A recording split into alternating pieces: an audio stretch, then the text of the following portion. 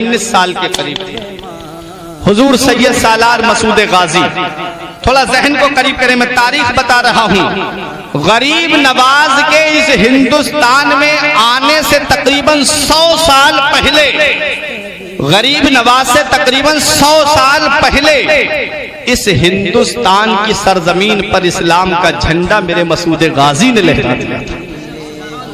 اب تو بولو مچل کے سبحان اللہ، سبحان اللہ۔ میں نے پوری تاریخ بتا دی تاکہ آپ کے ذہن میں یہ ہو سکتا ہے کہ بھائی پتہ نہیں انہوں نے رجمن بالغیب بات نہ بول دی ہو، اندازے سے نہ بول دی ہو، تخمینے سے نہ بول دی ہو۔ سنو، 132 سال پہلے پیدا ہوئے غریب نواز سے، غوث اعظم سے 65 سال پہلے پیدا ہوئے۔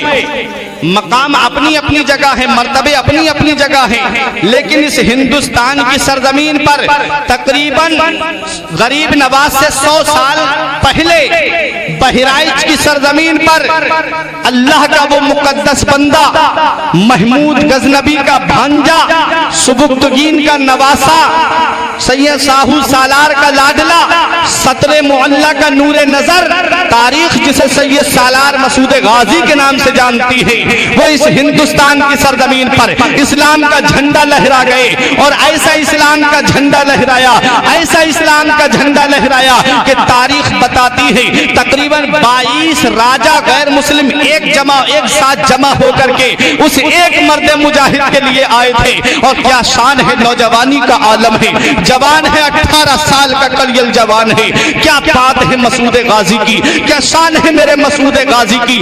علی کا گھر بھی کیا گھر ہے کہ جس گھر کا ہر ایک بچہ، علی کا گھر بھی کیا گھر ہے کہ جس گھر کا ہر ایک بچہ جسے دیکھو وہی شیر خدا معلوم ہوتا ہے۔ میرے مسعود غازی کا سلسلہ نسب جو ملتا ہے وہ مولا علی شیر خدا کے بیٹے محمد بن حنفیہ سے جا کر کے ملتا ہے۔ علی شیر خدا کے لاڈلے ہیں، علی شیر خدا کے شہزادے ہیں، خون بھی جسم کے اندر علی شیر خدا کا دوڑ رہا ہے۔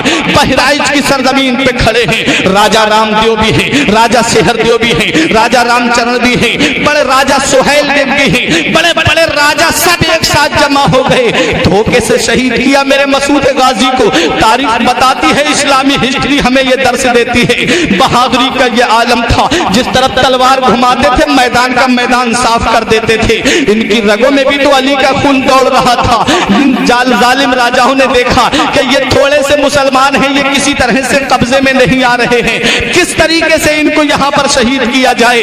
زمین کے اندر کیلیں گاڑ دی گئیں، ایک میدان میں زمین میں ریت کی زمین، ریتیلی زمین تھی، کیلیں گاڑی گئیں، اس کے اوپر سے ریت کو ڈال دیا گیا اور مسلمانوں سے جنگ ہو رہی ہے۔ یہ ظالم پیچھے ہٹتے جا رہے ہیں، مسلمان ان کا منصوبہ نہیں سمجھ پا رہے تھے۔ یہ ظالم اس میدان سے بچ کر کے الگ ہٹ گئے اور مسلمان سیدھے چلے آ رہے ہیں۔ جب اس میدان میں مسلمانوں کے گھوڑے پہنچے، ان کے پیروں میں کیلیں جب چبھی تو گھوڑوں نے ادھر ادھر بدکنا شروع کیا، بھاگنا شروع کیا۔ بہت سے مسلمان گھوڑوں کی ٹاپوں کے نیچے آ گئے۔ میرے مسعود غازی کا ایک دیوانہ تھا جسے سکندر دیوانے کہتے ہیں، جن کا مزار اس ناچیز نے دیکھا ہے۔ مسعود غازی کے مزار شریف کے پچھم سائڈ میں جن کا مزار ہے، جن پر موٹے موٹے ڈنڈے لٹکے ہوئے ہوں گے، میں آپ کو بتا دیتا ہوں ایک پہچان سکندر دیوانے کے مزار کی۔ جب بہرائچ جائیں گے تب آپ کو پتا چلے گا۔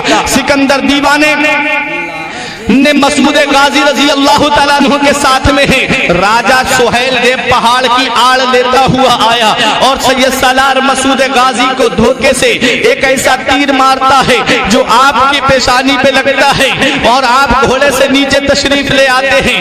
ایک روایت میں آیا کہ حلقوم پہ لگتا ہے اور آپ گھوڑے سے نیچے تشریف لے آتے ہیں۔ میرے مسعود غازی کے جسم پہ تیروں کے تیر بہت زیادہ تیر لگے ہوئے ہیں۔ آپ کے دیوانے سکندر دیوانے نے اپنے ہاتھوں پہ لے لیا میرے مسعود غازی کو، آنکھوں سے آنسو نکل رہے ہیں سکندر دیوانے کے۔